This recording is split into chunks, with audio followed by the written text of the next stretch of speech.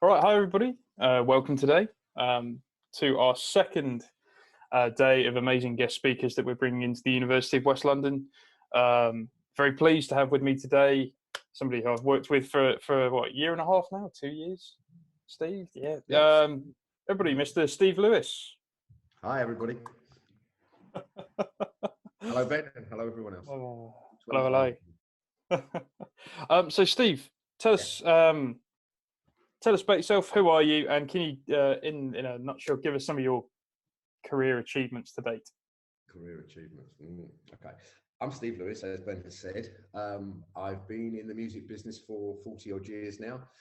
I've run various different companies. I started out at Virgin. Before there was a Virgin Records label or a record shop. It was just a mail order record business. I worked there. I did that. I was a schoolboy actually. I'd just done my O-levels.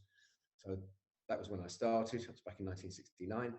And I eventually dropped out of university. So that's not probably the right thing to tell a bunch of students, but I did.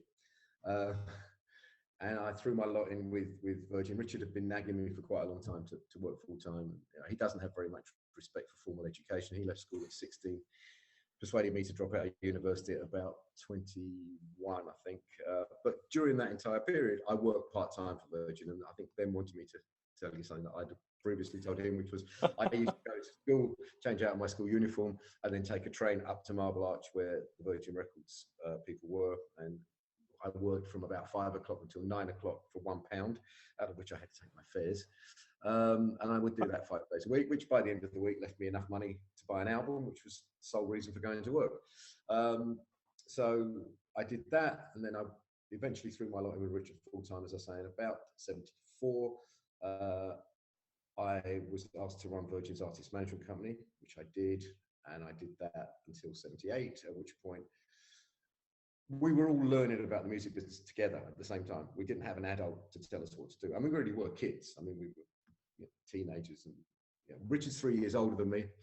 But basically, when we met, we were all of us teenagers, me, Richard, and his partner. And so the way the thing was structured was not sound, which we didn't know. But the way my management company was set up and its relationship to the record label, where I was, my boss was the boss of the record label. I could only manage artists on that label. I couldn't make deals with anybody else for them. The way the whole thing was funded, I later learned it was not going to make any sense for me. I was going to have no real value in the business in my own right. I was building. So I told Richard I was going to start my own management company, and then he persuaded me to join the record company, which I did. And I started as a director of artist development, and I then became general manager, and then I became effectively COO. My boss was Simon Draper, who spent most of his time doing A&R, and I made sure the company ran smoothly day to day. Everybody reported to me, so I supervised marketing campaigns, signed off video budgets, and of course the real test of power, I signed people's expenses, so that's the real test of power in a corporation. I did that until 1983, when Richard asked me to run the music publishing company, and I then ran Virgin Music Publishing from 83 until EMI bought the company in 1992. At that point, I took some time off and considered, some of the opportunities that were then presented to me, which were very interesting. Lots of different things came across to me, and I ended up joining the Chrysalis group, which was a quoted company, and I was the CEO of the music division, which meant basically that I founded a new record label, which we called the Echo label, which was a joint venture, which I co-owned with Chrysalis Group. And I also was responsible for all of their other labels. So there was a compilation company called the Hit Label. We later started another label called Papillon for heritage artists, call them politely. And the publishing companies and studios reported to me, and I stayed there until about 2001. I think it was 2001. I left mid 2001, took some time off, and then in 2003 I launched a company called Stage 3 Music, which had which was the first company to have the kind of business model that you're probably reading about now with people like Hypnosis. I bought catalogs that I thought I could run better than the people I bought them from, and that was where we were going to, give the investors their return. I got private equity investment to do that, and we were pretty successful, and we sold the company in 2010 to BMG. And since then, I've been acting as a consultant, non-exec, and I've become very engaged with music tech. I'm on the advisory boards of some music tech companies. I'm still very involved with music publishing. I have a partnership with a Dutch company, which enables me to basically plug into their entire global infrastructure so that I can make deals. And that's how Ben and I came to know one another. I signed one of his clients to a publishing deal. And so I split my time now between music publishing and music tech, basically. And in each case, in an advisory role. I do not go to an office. I do not run a large organization. I don't even have an assistant. It's just me and doing that kind of strategic advisory work for my clients and friends. Amazing. So just a quick rundown, who are the music tech companies? From what I remember, Lambda was one of them. I've been on the advisory board of Lambda for about 7 years now. Lambda, in fact, when they first asked me to work with them, the company was called Mix Genius, and it was online automated mixing. So you would upload your stems, and their machine learning software would mix them for you. Right. And that later evolved into Lambda, which is the core business of that is online mastering. Lambda is spelled Landr, and it means left and right, which is quite important when you're mastering stereo recordings. But they've now branched out, and it's very typical of what is happening. The music industry is now reinventing itself as a result of technology, as a result of this kind of music technology, which I'm so fascinated with, because it is the next big revolution in the music industry. I've seen a couple in the last 40 odd years that I've been in the business. This is the big one as far as I'm concerned. I'm very excited about it. And so you've got Lambda's mission really is broadening out from mastering alone, and you can now get tutorials on how to get a good vocal sound at home. Sample packs, you can get plugins, you can get all kinds of stuff. The blog's very useful as a kind of informative thing, so I'd recommend anyone that's interested generally in being an independent artist in the current music industry as it is right now to take a look at the website www.lambda.com. I'm also on the board of a company called Think Tank, which is a digital asset management company, and also has just launched a new royalty software package for music publishers. And the one that I really spend quite a lot more of my time on, because I can apply myself more usefully to that, and that's the other companies, Lambda and Think Tank, to be honest, in a sense, have kind of outgrown me. There's not very much I need to do for them now. They're quite established. And the things that I used to do in the early days are no longer quite as critical for them, whereas this company, Rotor Videos, which I'm very excited about, is a video creation company. So you can upload your music, and you can make a high definition video in probably 40 minutes or less, probably 15 to 20 minutes actually, if you're quick and you know what you're doing. Once you get to use the technology, which is very intuitive and very simple, and you can create a high definition video for $20, or you can get a subscription where you can get an unlimited number of videos for a monthly subscription. Yeah. So those are the music tech things that I'm involved with at the moment. I remember because for anybody listening, I had an artist having some work done at Abbey Road, and Steve came over, and we were actually having an album mastered. And I remember saying to the mastering engineer, this guy called Christian Wright, who's done Ed Sheeran to Cardi B to whoever. George's publisher is going to come down. Sorry, the Act's publisher is going to come down. Just like even say, oh, you know, his name's Steve Lewis. He actually does stuff with Lander, and he was like, oh, right, because of course we were having an album mastered.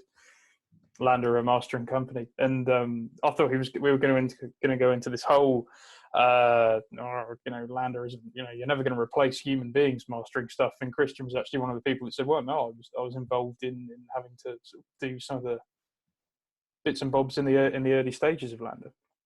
You know, so it's respected. I mean, all of my friends, when I told them about it, you know, my record producer friends, I was actually at one point I was making a record with Chris Difford from Squeeze, and I said to Chris, you know, we can master this at Lander, and it's just going to cost you, like, you know, at the most a couple of $100. No, I want to do it at Metropolis. I always work at Metropolis. Hey, but Chris, you know, and we were doing this on a kind of profit share basis. You know? So it wasn't like a guy going into his label and the label saying, you know, we want you to go to this cheap mastering place. Yeah. You're going to have to, you know, and we'll pay for it. This was like, this is your money, Chris. You know, like, you're going to go spend $2 or $3 grand when you could do it for 200 or 300. You know, yeah. But some people felt like that, and a lot of people said, no, machine learning will never replace actually having an engineer there. And there's 2 points to that. First of all, machine learning gets better by definition. The more you do it, the better it gets at doing it. So the results of Lander have improved dramatically. But also, we're not necessarily trying to cannibalize the business of Abbey Road or Metropolis or other mastering studios. Yeah. There's a whole new bunch of musicians that, you know, the independent sector is growing so fast. These people don't want record deals. They don't want a record company to pay for them to go to an expensive studio and then have to pay it back out of their advance, which, you know, never recoups. There's people that want to control their own careers now, and you can do that with this kind of technology, and that's what I find so exciting about it. Yeah, it's really interesting you say that. It's something that even managerially I'm finding all the time when I'm sitting down with new artists and saying, well, what do you want? What's the big plan? What's the dream? And they say, well, you know, a couple of years ago, yeah, I'd love to have been signed to a major. Whereas, you know, now it's like, you know, do I want to be in that constant battle of, you know, having to make sure I'm the first talked about in the meetings rather than, oh, what's that guy doing? You know, the people are very, very wise to it at the moment. You know, people have been educated a bit more. Awesome. Great. So obviously started out at Virgin and stuff like that. So you were at university when you started at Virgin with Richard, is that right? I was at you were at school. Right. I was actually at school. It was the summer holiday between O levels and A levels, and I just wanted to go for the summer holidays. That's how it started. Right. And I answered inquiries. But how did that come about? Was it like an ad in the paper or something like that? You know? Yeah, that's what it was. Yeah, really? It was an ad in the Times, and it said, record company / magazine needs young people, easy work, good money. Well, obviously that was the first one I was going to call. Yeah. I wanted to make some money during the summer holidays. And it was £1 a week, right? No. Right. Much more generous than that. £2 a day. £2 a day. Right. Crazy to. I mean, I was born in the 90s, so, you know, even £2 a day is. I think my first job, I worked in a guitar shop in my local town, and that was £5 an hour. So, you know. Wow. Oh, well, yeah. But, you know, obviously this was 1969. The cost of living was rather different, you know. Yes. So, yeah. My money went a little bit further. I think I worked. I mean, the other thing was it was just cash in hand. I mean, it was just in. A good week was the week when there was enough money in the tin to pay everybody at the end of the week. You know? There was no tax deducted, and we did get visits from the revenue, and we put all the phones in the cupboards because we didn't want it to look like an office. And we just said, oh, we're just friends of Richard's or family, or what, you know. And then this phone would ring in a cupboard. What's that? You know, it's like, oh, it must be next door. You know. I'm just Richard's pal, you know. So it was all a bit loose at the what we were doing. Yeah, absolutely. Just to point out to everybody, it's probably, I might as well say it sooner rather than later. Around 11 o'clock, Steve and I are going to turn the screens off for a couple of minutes and go and make a cup of tea, but we will be back in 5-10 minutes. But there will be a little break. And we will also be doing a Q&A at the end. So you don't have to put all your questions in right at the end. Feel free to put them in the chat now, and we will come back to them at the end. Again, we haven't really discussed any of the acts that you've worked with over the years. You sort of mentioned Squeeze. Give us a rundown. Who, what, where? Give us a rundown. Well, I'm trying not to go on at too great length. A, I'm prone to doing that anyway, and B, I'm old, so there's a lot of things have happened. Oh no, we want the stories. So the appropriate stories. At the very beginning, I was 21 years old, and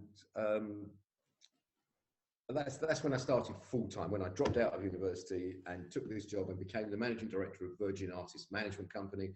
And I had the reason I was persuaded to do that was because I've been doing A&R, which is something that you can do and fit, supposedly anyway, an education around it, or it around an education. In my case, it was pretty much the former, and I didn't make a great job of it. I was not a great student in terms of attendance or right. That's the honest truth. Because by that point, I was really passionate about, I'm sorry to use that cliche, but to me, it was just a great opportunity to do something I love. This was my hobby. Music was, any money that I made went on buying records and going to concerts. So to have a chance to do this full time was very exciting. And I've been doing A&R, and I've been in the studio with this guy called Kevin Coyne, who I thought was fantastic. He was an older guy than me. I was 21. Kevin would have been probably early 30s by this point. And so I kind of admired him as a man and as an artist. And I thought he was this kind of wonderful combination of kind of Van Morrison and Howlin' Wolf and Bob Dylan. It was, he wrote these, really great songs. And, Richard said to me, do you want to do this job full time? I said, I don't want to work for you, Richard, I'm going to work for myself. And that conversation happened a few times, and then finally he said, "Look, we'll be partners.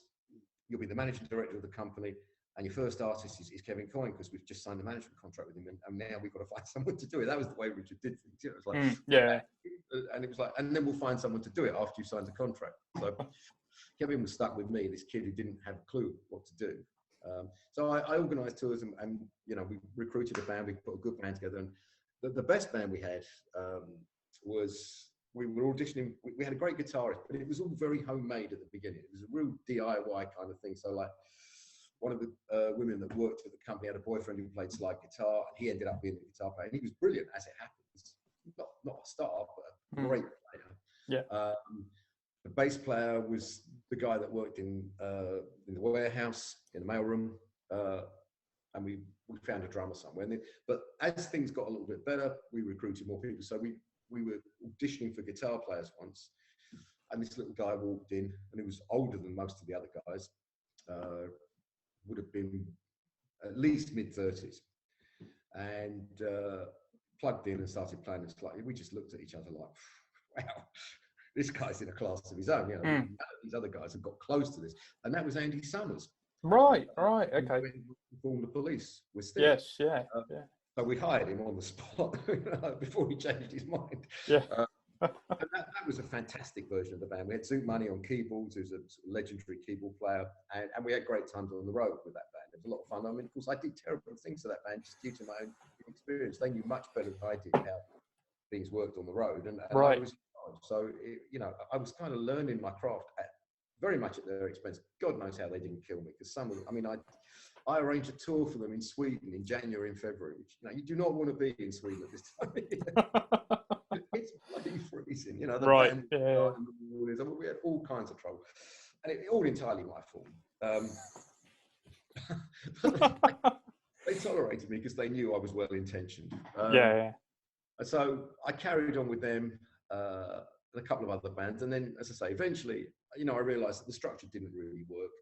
And so I went over to the record company, which was fantastic, because I went there in '78, and we just had this incredible run of success. After that, we just had the Sex Pistols. I helped John Lydon put together Public Image Limited.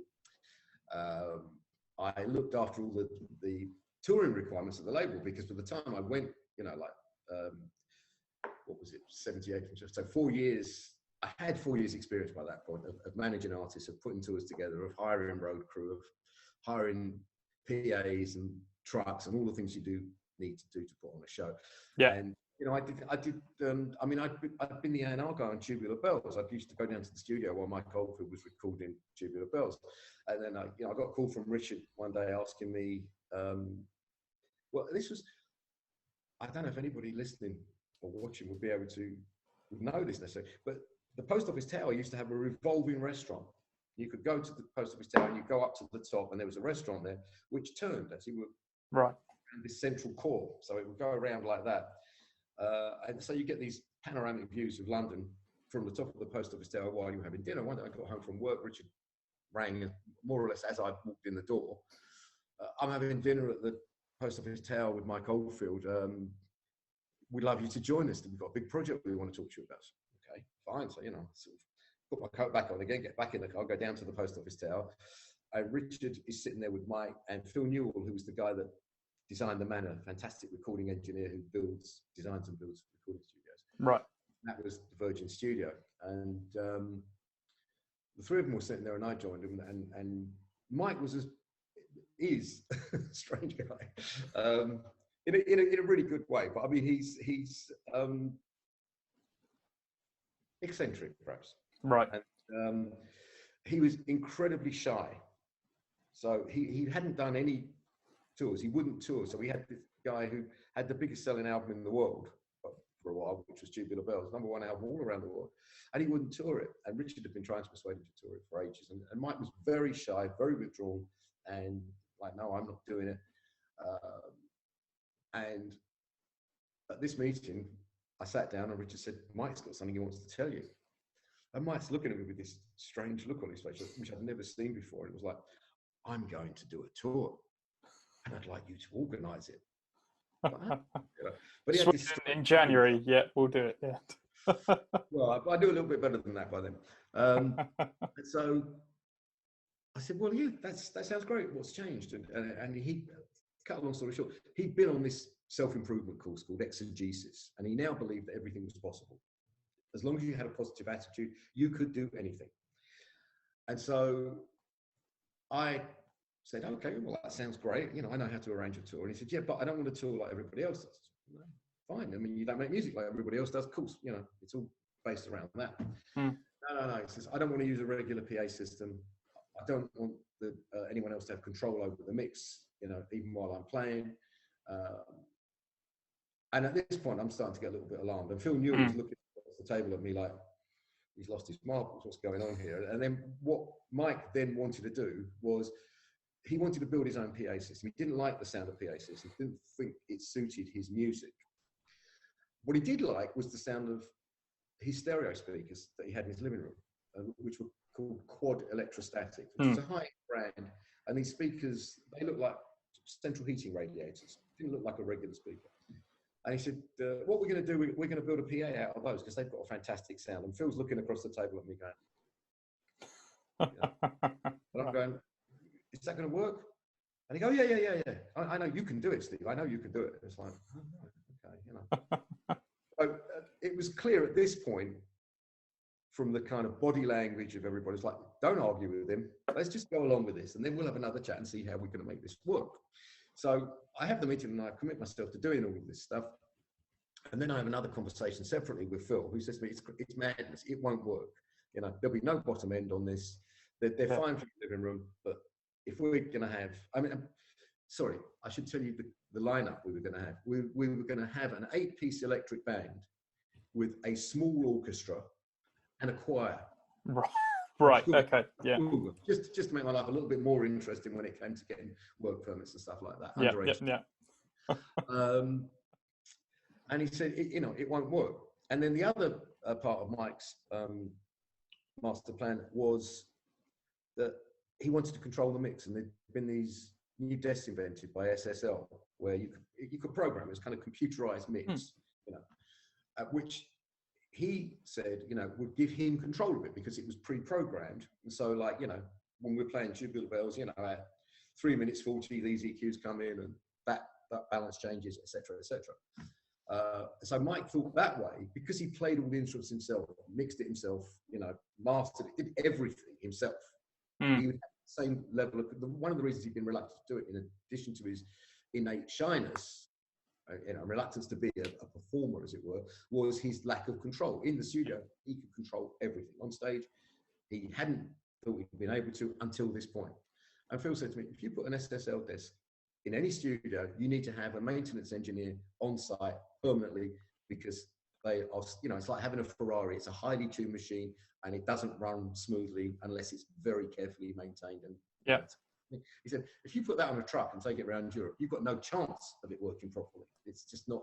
It's not going to be stable. The most likely thing that's going to happen is you'll plug everybody in, and you'll get huge dissonance because all the failures are just suddenly going to go up to full, and it's just not going to work. You know, don't do it. You know, I try and have that conversation with Mike, and he won't have it. And then I get Richard on the phone saying, try and be more positive. You know, can you do this? Okay, I'll do it, Richard, but it's not going to work.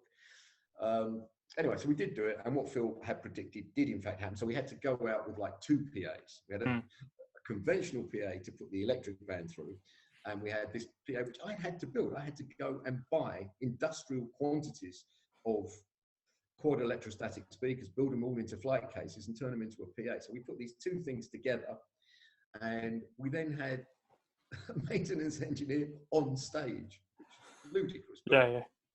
We got around that with other kind of production ideas, and that tool was a big success, fortunately. So then after that, with at the label, I worked with people like Human League, Culture Club. You know, I was there. You know, I was involved with signing Culture Club. I was very close to them throughout their early career.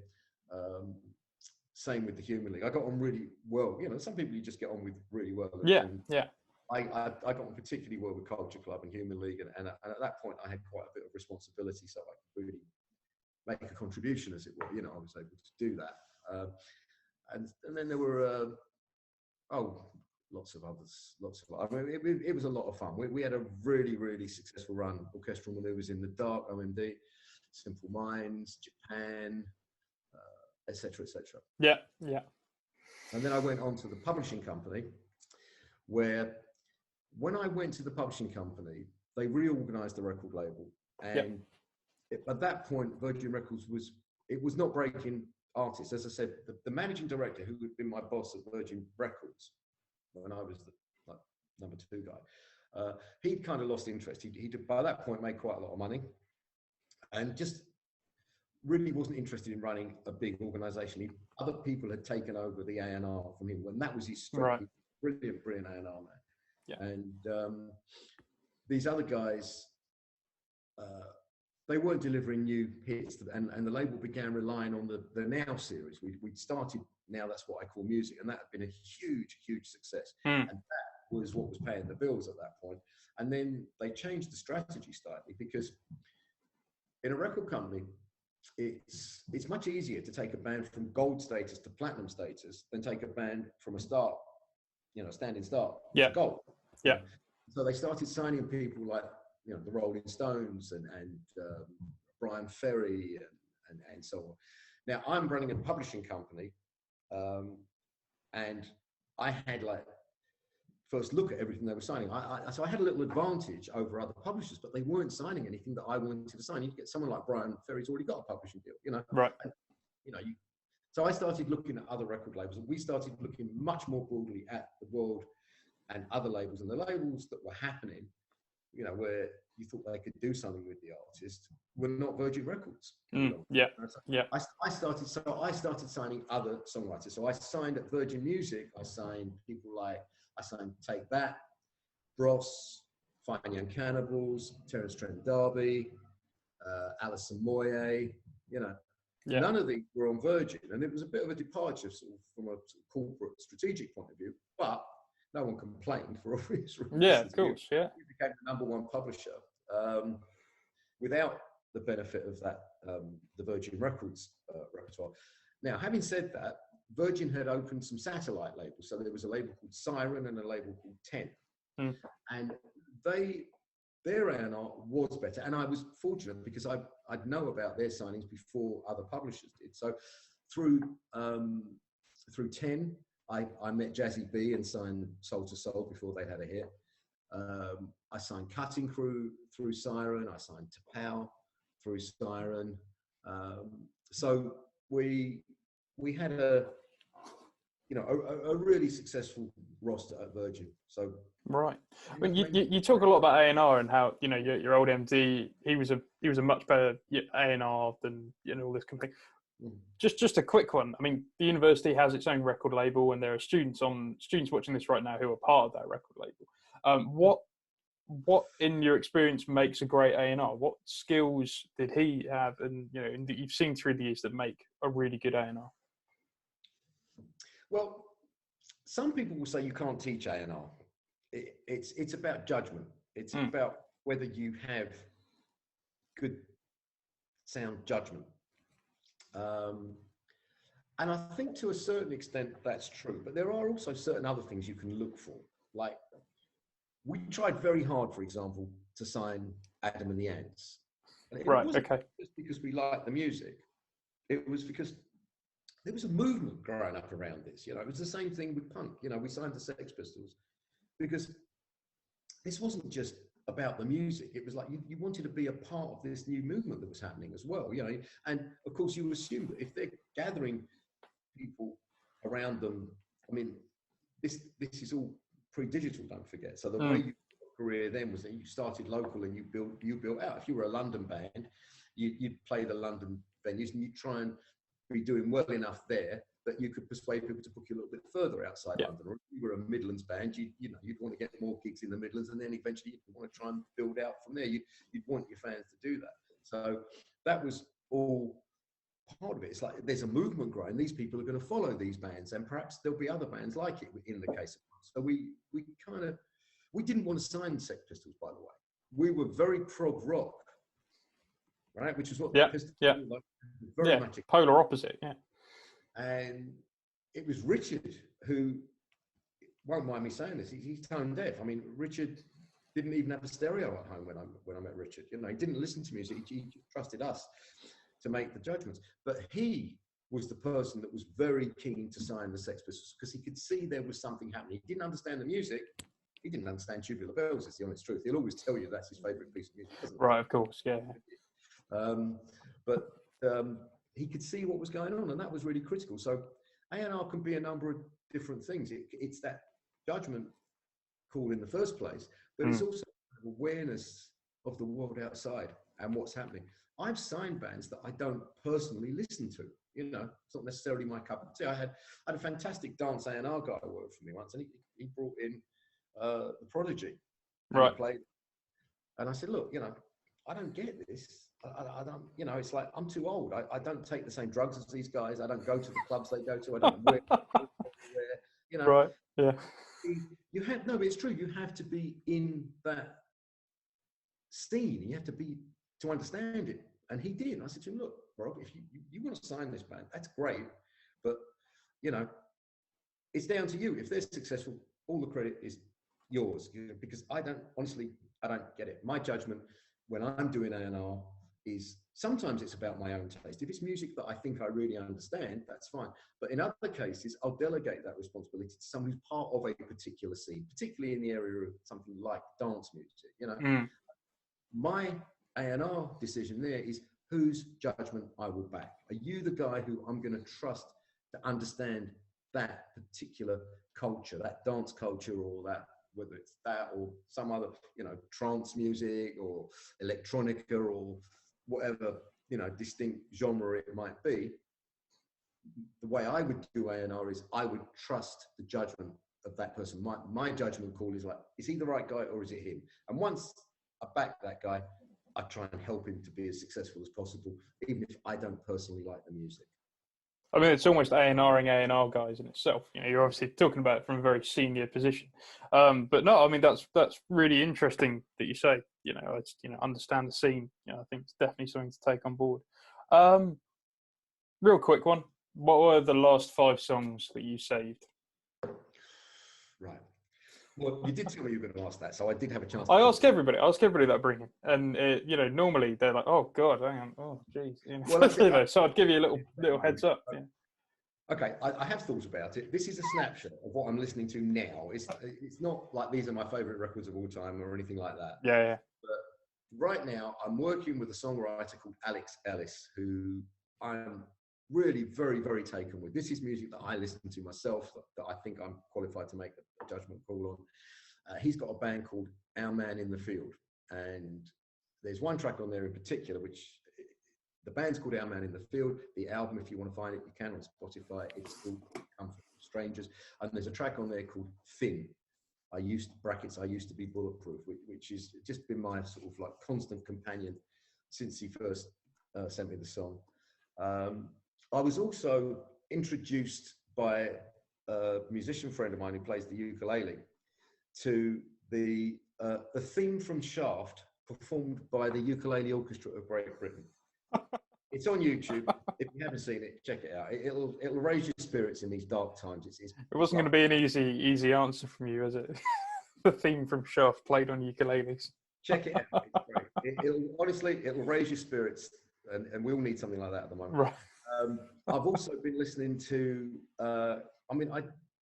Obviously my tastes, my listening time is to a certain extent dictated by the work I'm doing. And there's another singer-songwriter that I've been listening to a lot, who I've just signed, who I also think is great. He's called The Halfway Kid, is his professional name.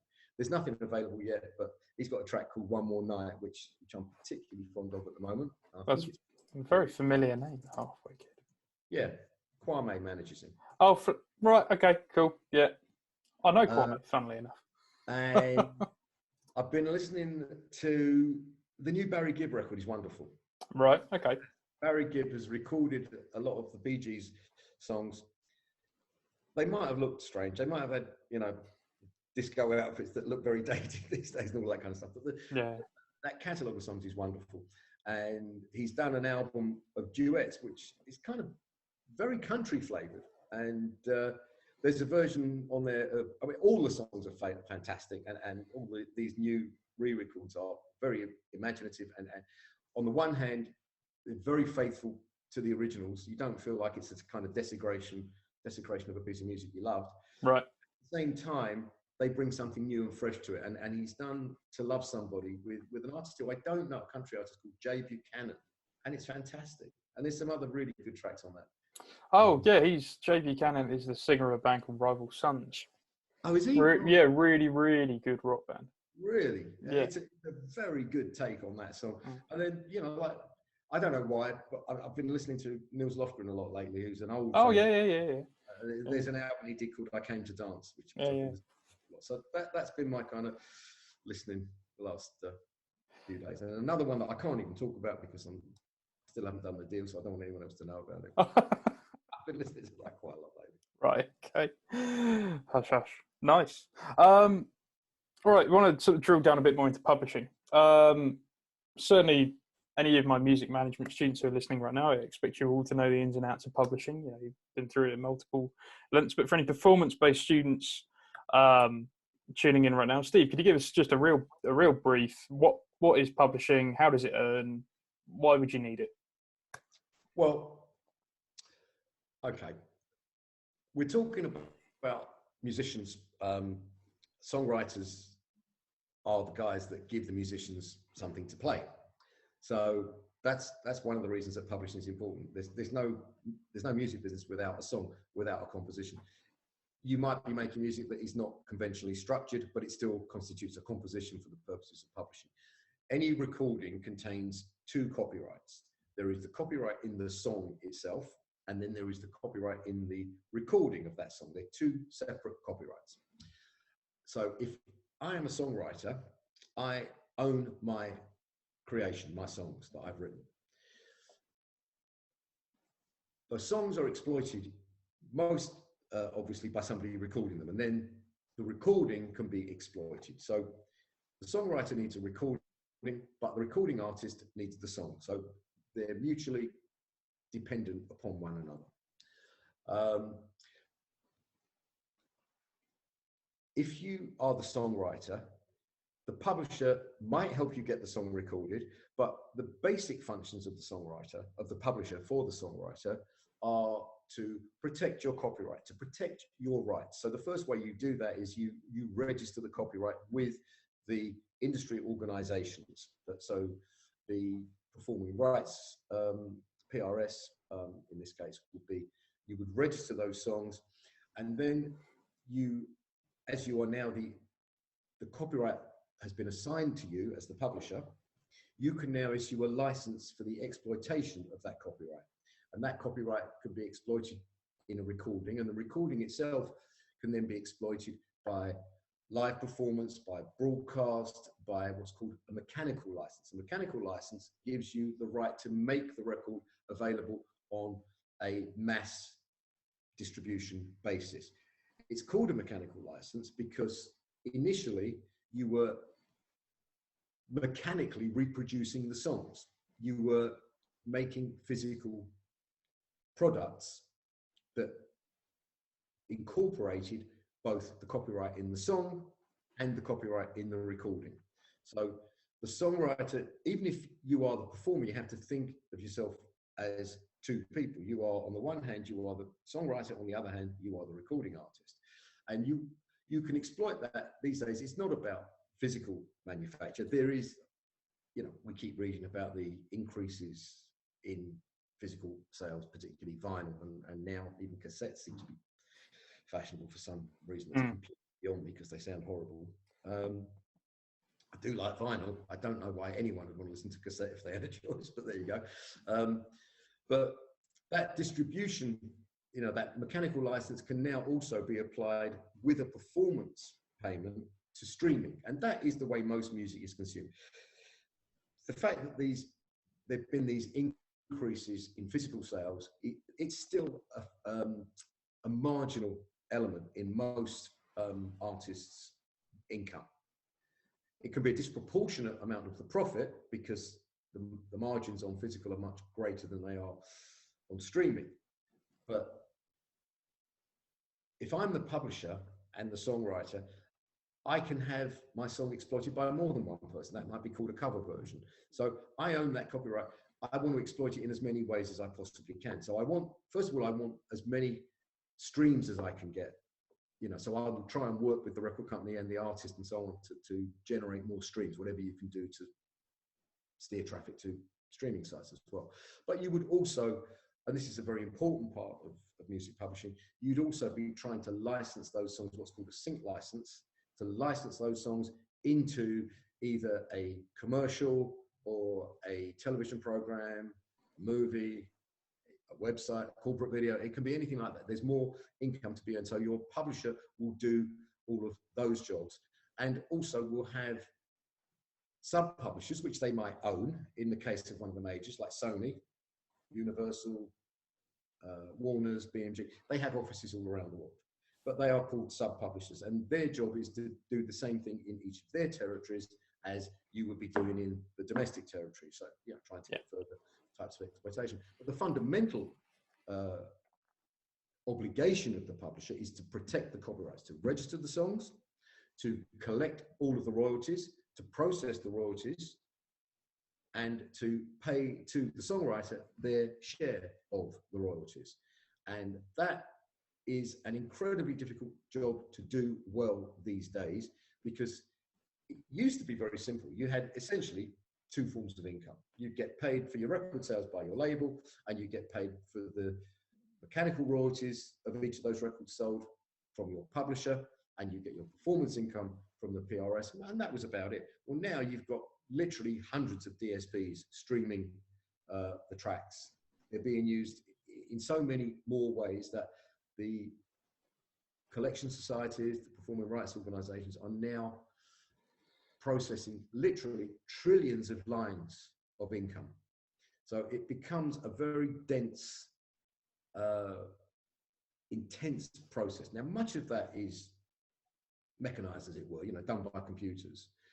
But you have to be proactive. I think as a publisher these days, one of your primary responsibilities is to get every penny that's out there, and you will not get it if you just sit and wait for a check. Now, there are publishers that will, you know, they'll be satisfied with the check that arrives. You know, you'll get a check every month or 3 months, whatever it is, depending on the type of income from the PRS.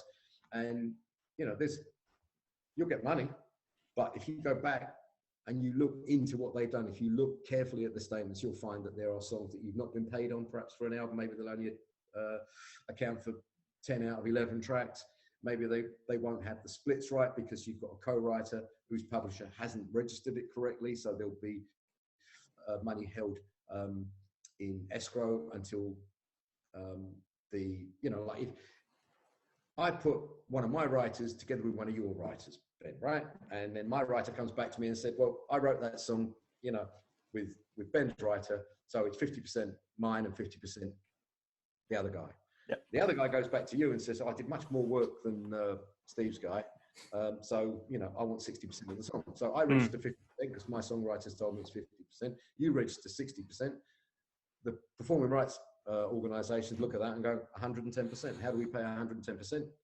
Easy solution. We won't pay anybody anything. And they keep the money. So as the publisher, you need to sort out those kind of discrepancies. So that to me is my primary responsibility as a music publisher. Make sure that as much money as possible is generated by my copyrights, and make sure that all of the money that is generated by my copyrights is collected, processed, and paid to my songwriter. All the rest of it is window dressing. And when you read, about these companies that say, oh, we're not publishers, we're song managers, smoke and mirrors. What's the difference? Tell me what's the difference. Being a publisher is doing those things. That's it, basically. No, it's brilliant. So now that everybody should be on the same page, what are the biggest challenges facing the publishing world at the moment? Well, this is where I do agree with Merck and other people that are saying that the songwriters are too low on the totem pole. We're not getting money out of this. I mean, and it's not the fault of the streaming services. That's the first thing. It's not their fault. They are paying 70% of their revenue through to rights holders. And I think, for the 30% that they keep, they've earned it. I don't resent that. What I don't like is the fact that the songwriters are being done a disservice by particularly the majors, to be perfectly honest, in my opinion. They control a large part of the business, and the contracts that they have with the writers, I just don't believe give us an adequate share of the revenue generated by our copyrights. I just think that is the biggest problem facing the industry at the moment, because right now the labels are looking at, you've now got, an older generation starting to take up streaming, and it seems that people have turned to familiarity for comfort in these difficult times. So they're able to rely on their back catalogue. But the back catalogue of tomorrow is generated by the new artists of today. And if they can't afford to live, then you won't have more catalogue coming through on which to sustain your business. Now, absolutely, if you're like me, you might think, well, I can see this out. But it's not good for someone who's coming into the business at this age, because eventually you've got to create the catalogue of the future, as I say. Yeah. And I think if songwriters are not earning sufficiently from streaming to make a living, then you're going to have a problem in the future. Now, having said that, you now have a kind of music industry ecosystem that didn't exist back in the days when you just got your 2 or 3 checks and it was easy to check. There are lots of other opportunities. So, well, for example, our man in the field, who I spoke about earlier, this artist that I've just signed, he's been able to control his own career. He does have a publishing deal with me, so he has assigned the copyrights to my publishing company. He doesn't have a record deal. He set himself up as a limited company. He's got investors who bought shares in that company. He owns his intellectual property. Even the publishing deal I've done with him, he will get his copyrights back eventually. It's not a life of copyright deal. I do control it for quite a long time, but I've made a longer term commitment to him as well, financially and in other ways. There's a lot you can do. So this guy, Alex from Our Man in the Field, he's managed to do a tour with a 6-piece band in Sweden and make a profit on it. He's paid the band. He didn't have to say to the band, don't work. But he's managed to do that because he controls the rights. And so he can sell T-shirts at the gigs. He can sell, all kinds of merchandise, basically. And if you've got super fans, I earlier alluded to the disproportionate margins on vinyl. I mean, selling a vinyl album. I mean, I was talking to Adele's record label a while ago, and they told me they made more money from physical than from all the streams put together. That's not because she doesn't have billions of streams, it's because they sell enough pieces of plastic at 20 quid or whatever, or 25 quid, Yeah. For the profit there to be greater than the profit on streaming. Yeah. Streaming Crazy. is about scale. Physical is about margin. And if you judge it well, you know, like for example, Alex is doing limited edition singles, and people are paying 13 quid for a single. That gets them 2 tracks.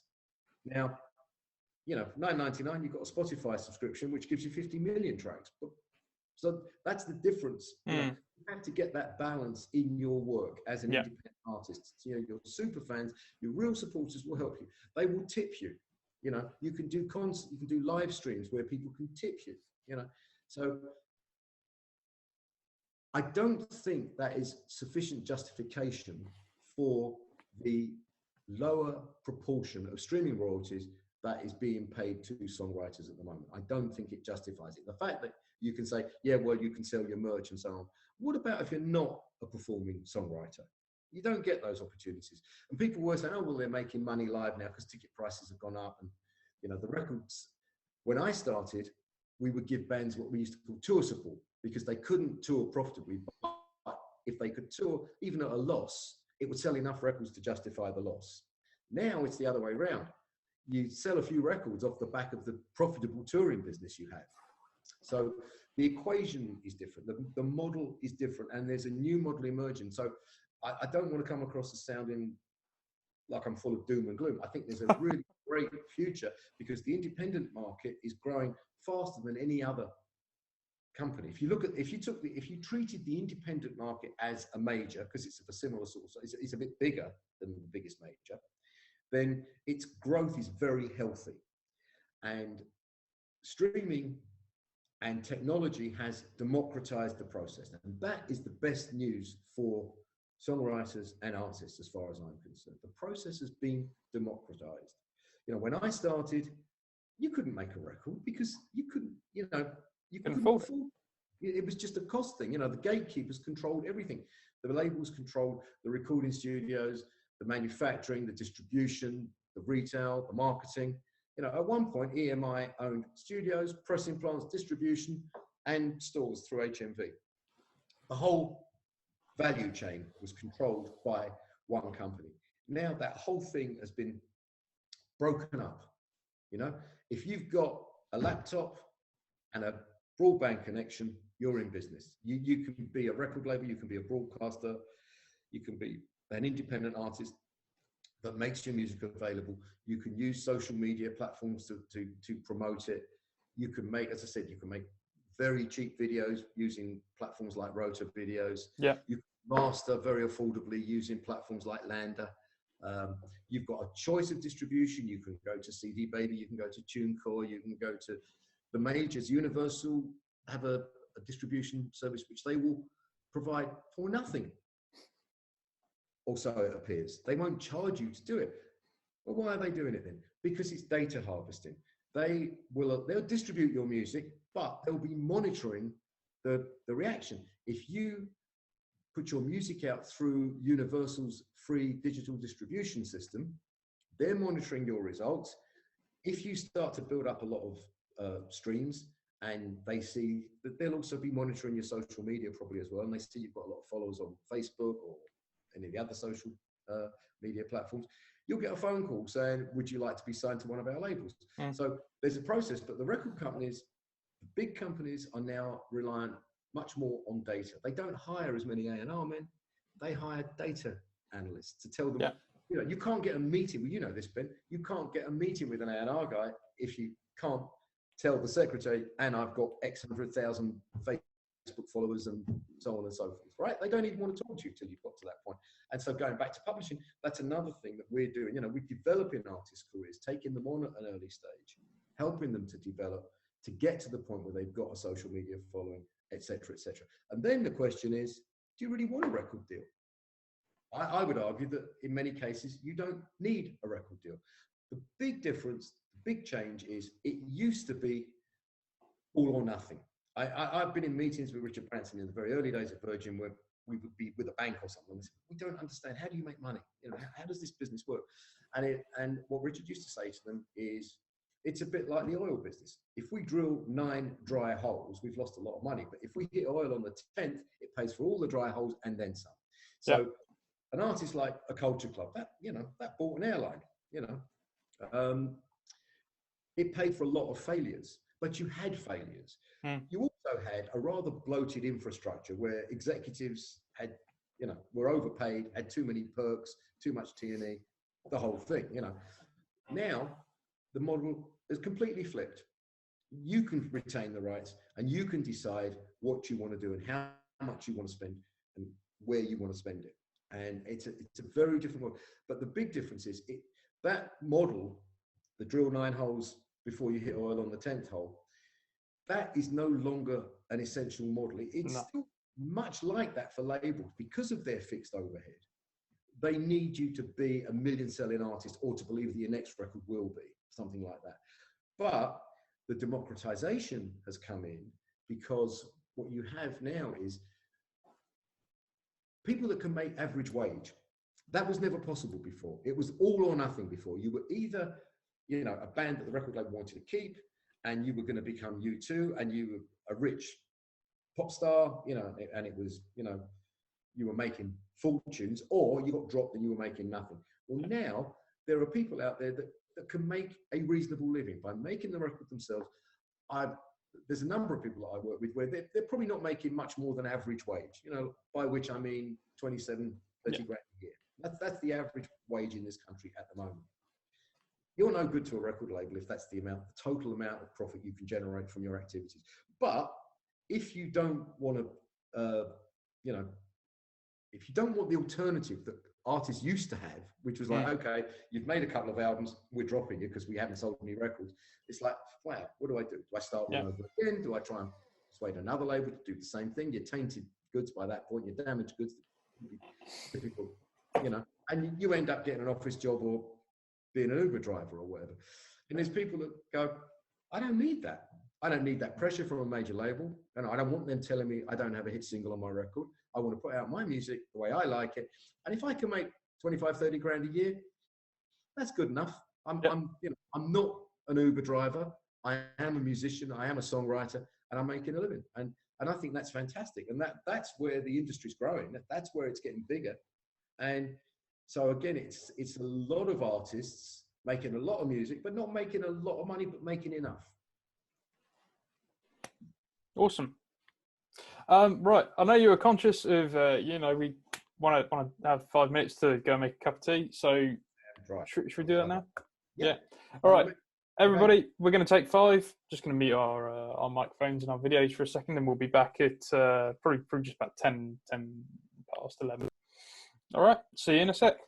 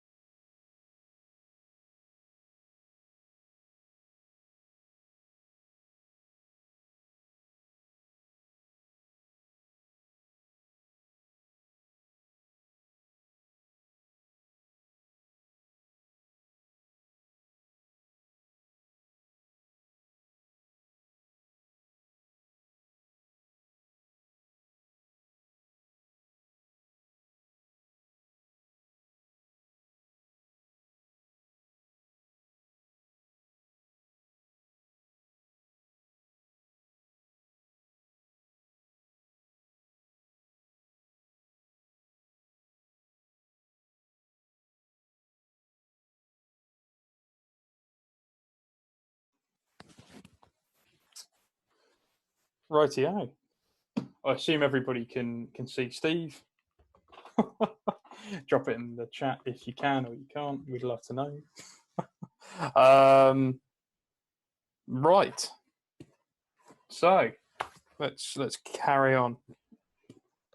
Sure. So I don't know if everyone can see me. Hopefully, people can hear me. hopefully so. I mean, yeah, you should be able to. Ask to start. I'm going to send you another one that says ask to start a video, and then just in case something pops up. I just was asked to start my. Right. So you're up 3 times on my screen. Don't know why that is, but you know, we'll leave it for anyone that can't see you. Now they definitely needs anyway. Yeah. So we're back. We're back with our cups of tea. Yeah. Yorkshire Gold myself. Don't know about you, Steve. Green tea, actually. Green tea. Very. Everybody's healthier than me. Yeah. I'm full of coffee, so it's time to move on to tea.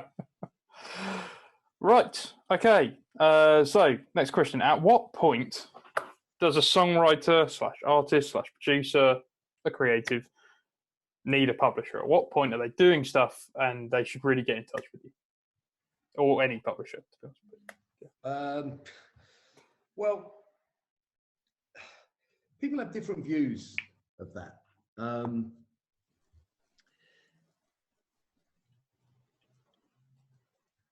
think some lawyers will, if you've got a record deal, then the lawyer may well say to you, if you believe in yourself, then make a publishing deal after you've had some success. You will get better terms, which of course you will. If you go to a publisher and say, I've got a record in the charts, or I've got a record that's done 1 million streams, several million streams, whatever it is, they're going to be interested. So you're going to get you could get better terms if you wait. There's no doubt about that. But you have to ask yourself, are you as likely to be successful as if you had a partner that's working with you, your publisher, trying to create that success for you? And so what I try to do when I make a publishing deal is you can build in escalations so that the artist, the songwriter, is not penalized for having made the deal with you early. At the same time, you want to be rewarded for taking that additional risk and for the contribution that you make to pay that writer. So you're going to want a period of time where you are going to make a proportionate, appropriate return on your initial investment, whether that's an investment in cash or other resources, time, and so on. So obviously, I would say that you should try and get a publishing deal at the earliest stage you can. If you can find someone that believes in your music because they've heard something that they really like and they think has potential and that they can contribute to the success of, then I would personally say that's worth doing. If you think you need a partner, there's other people who think I don't need anybody else. I know what needs to be done and I'll do it all myself. And if you can, that's great. But you still do need somebody. If you're generating royalties, if you're putting stuff out on, even on YouTube, there's a royalty payable. It's not very much money, but I think you should try and get a publisher if you are actively exploiting your work, so that your copyrights are protected, so that no one can infringe your copyright with impunity. That's the first thing. It gives you protection. Until those songs are registered, you can't prove that you were the creator. Someone else registers something that infringes your copyright before you register it, then you're the person that looks like the infringer. So it's important to register your copyrights just to protect them. It's important to have them registered so that if you do generate any income, it's collected, and it's collected, in a timely fashion, and you're paid similarly in a timely fashion. Brilliant. Yeah. Cool. Nice. Okay. Going to move on to some more student-facing questions now. Obviously, it's been a very odd year or year and a half for the business now, and we've got students leaving university this year, graduating. For a student looking for a career in publishing, forget COVID for a second, but what skills would you say are specific to publishing that are key to success?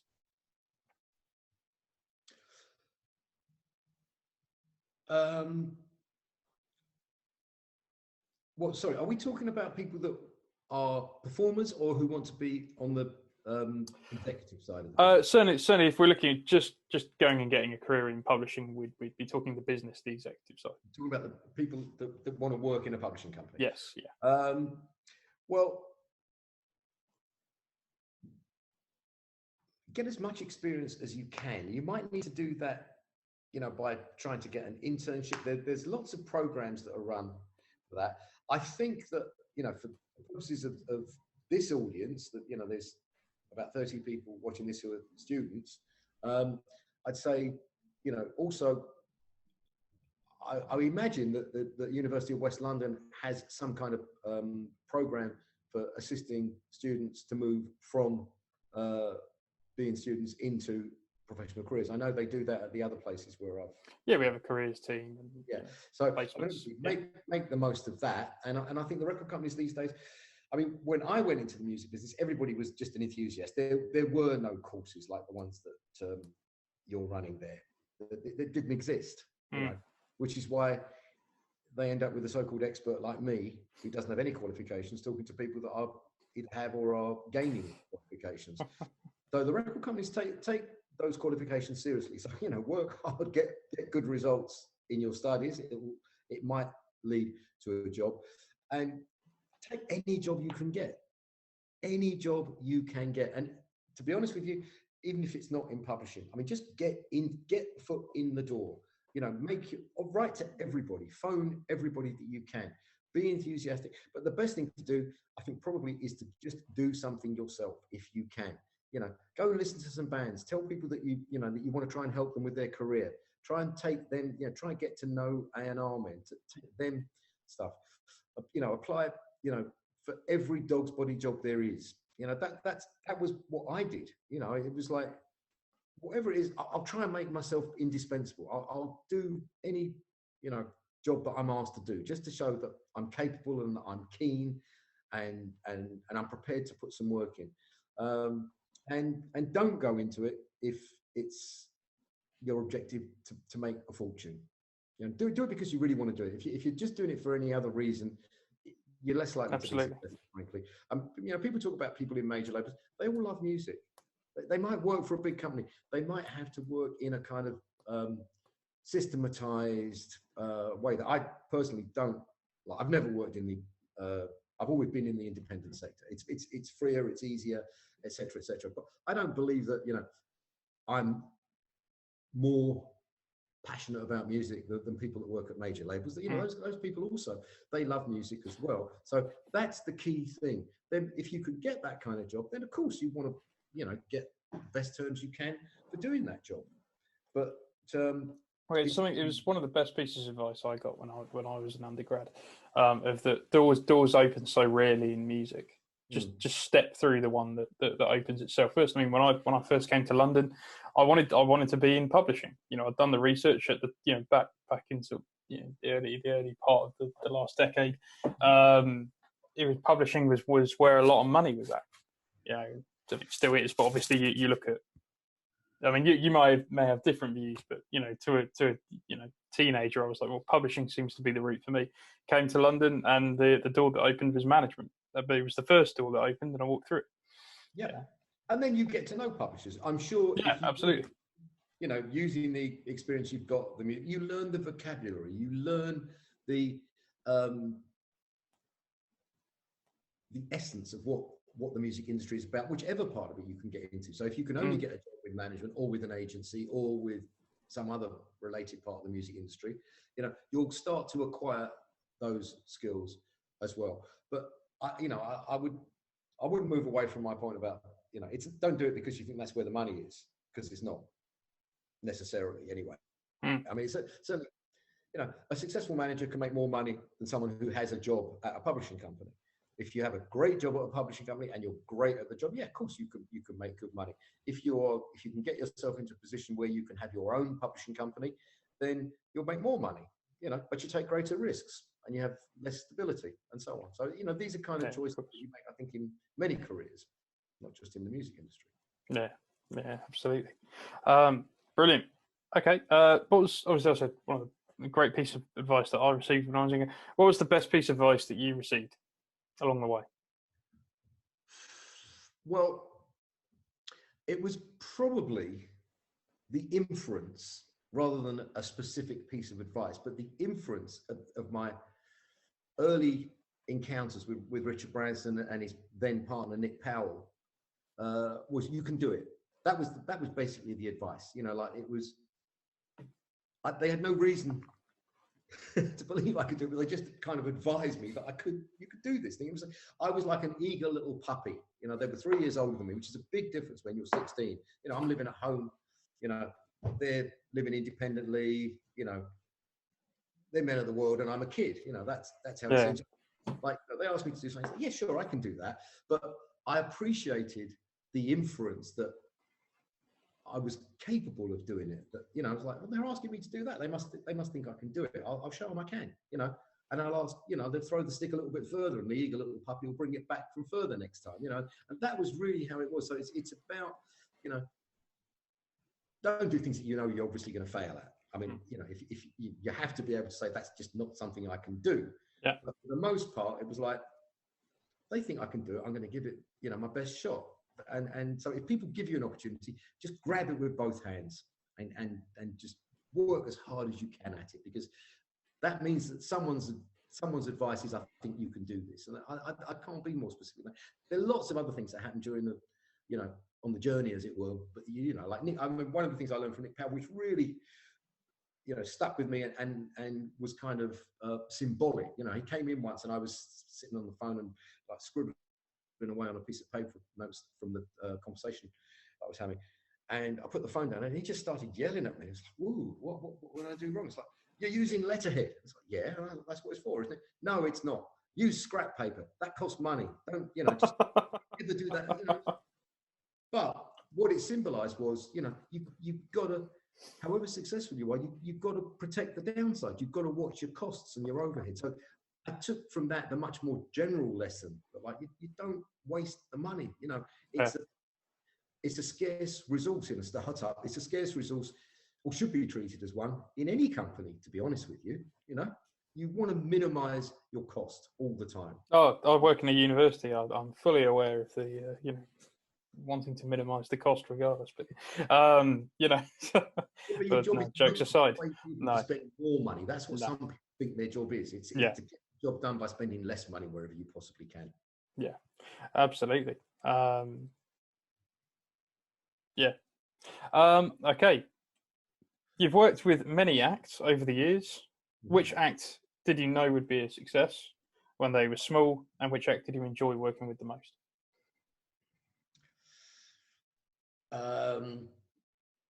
Well, the honest truth is that no one knows.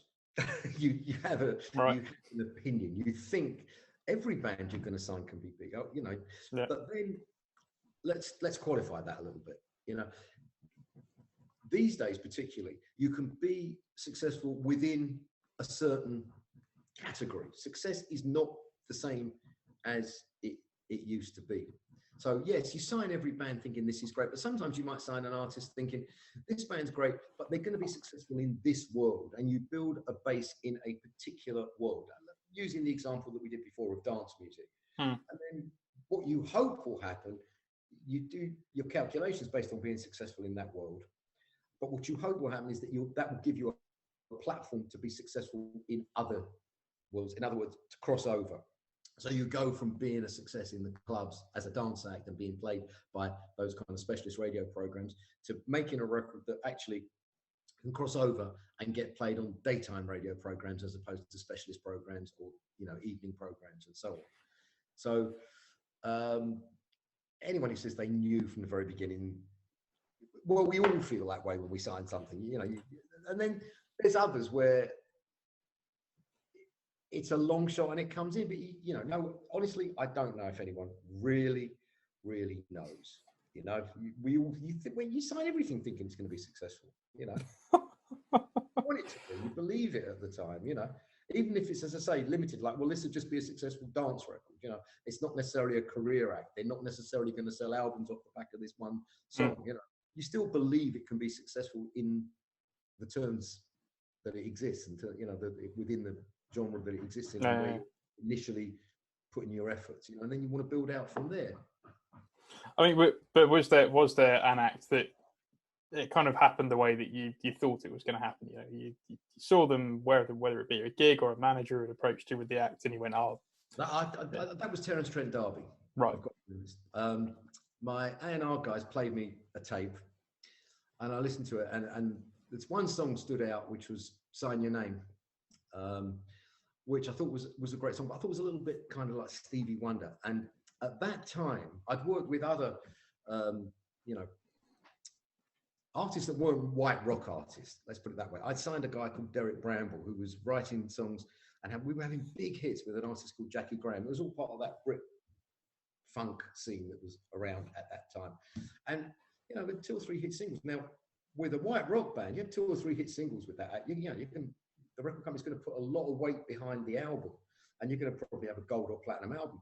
And it was very hard to get the record company to get behind those Jackie Graham records. They didn't see her as an act. They didn't want to do that, you know.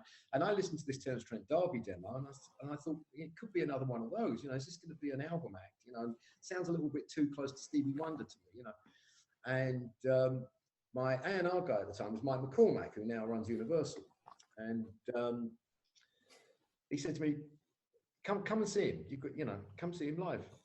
And I said, okay, you know, and I went to the show, and that, you know, it just absolutely blew me away. And it was like, you know, I went back afterwards, and I was like, I shouted at Mike, why didn't you tell me what he looked like and what he, you know, how he performs? I mean, this guy comes on stage and he looks incredibly handsome.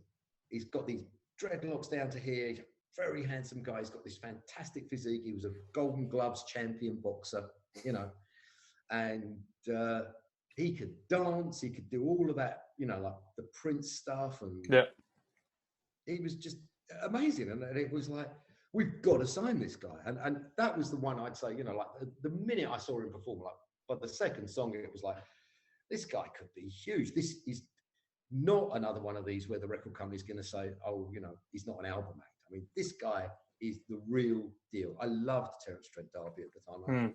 That first album was fantastic. And it went on to sell about 10 million copies. Yeah. Lovely. I'm conscious that we're going to take on some student questions in a sec, but I got one last one for you. It's for the students. As I've said to you before this, you know, we had some talks last week, and have some more talks next week.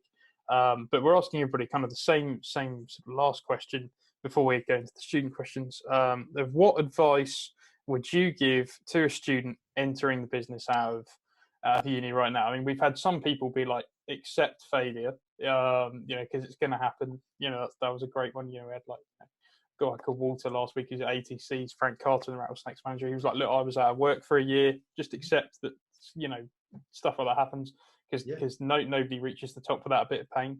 What advice would you give?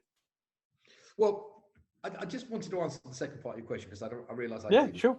Okay. The group I really enjoyed probably working with the most was Culture Club. That was a lot of fun, and that did happen very quickly. It was a kind of slow start, and then when it happened, it was like almost a conflagration that just took over the whole world. You know, the band could not get arrested, and the manager phoned me and said, you know, they're going to fire me. We've released 2 singles, and if the third one's not a hit, they can fire me. You know, and I had this meeting with the band, and I sat down with, well, it was actually just George and John, the drummer, and they were not a priority act at the time. You know, I was preoccupied with bands that were doing far, far better than them, and I thought they were almost likely, you know, to be on the way out.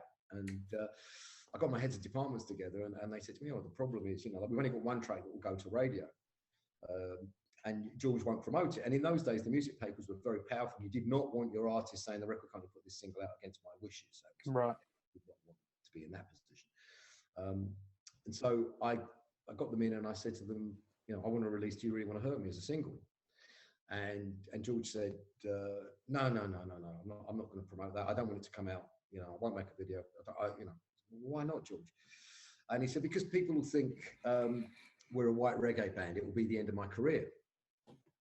And I said, look, George, you know, I can get this song on the radio. I'll do, you know, make a nice video, put a proper marketing campaign behind it. And, you know, really, let's worry about ending your career after we've got it started. Can we please look at it like that? You know, right. Don't tell me this is going to end your career. It's going to kick it off.